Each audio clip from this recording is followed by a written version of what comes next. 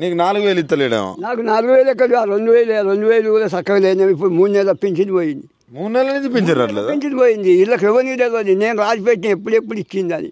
వాళ్ళు వచ్చి 8 నెలలు ఇప్పుడు ఇస్తే 5 మార్కులు ఇచ్చినట్టు. ఇంతవరకు 4 మార్కులు ఇచ్చిండు. 8 మార్కులు కావాలి దీంతో. అయితే 4 మార్కులు ఇచ్చిండు. ఇప్పుడు ఇస్తే 8 కావాలి. ఇప్పుడు 3. ఇప్పుడు ఇంతవరకు 3 నెలల పింఛన్ పోయింది. ఆ మందులు ఇట్లా అయ్యే తెచ్చుకుందాం అంటే ఏం లేవు పైసలు. లేవు.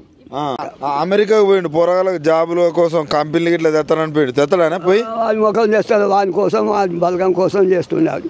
అంతే. అది ఏం చేయలేదు. దండగా మాటలే మలయాళం. చేతలు తర్వాత దాటాయి. మాటలు కోటలు ఉంది కానీ చేతలు తర్వాత దాటాయి అని ఎప్పటి నుంచి చూస్తాను రేవంత్ రెడ్డిని. ఇప్పుడు ఎక్కడికి వెళ్ళో వాని పుట్టు ఉన్న దేశం కాడికి వెళ్ళి చూస్తే ఇప్పుడు 5-6 ఏళ్ళ సార్లు చూస్తున్నాను నేను. కనిపెడతాను ఇవ్వాలనా ఇటువంటి వాళ్ళు రాజ్యం వెళ్తే నాశనం అయిపోతారు. వాళ్ళ రాజ్యం మీదకి వచ్చిన కాలం కూడా లేదు. మసలకు మేత లేదు, మసలకు పోలేదు. ఆగమాగం జగన్నాగం.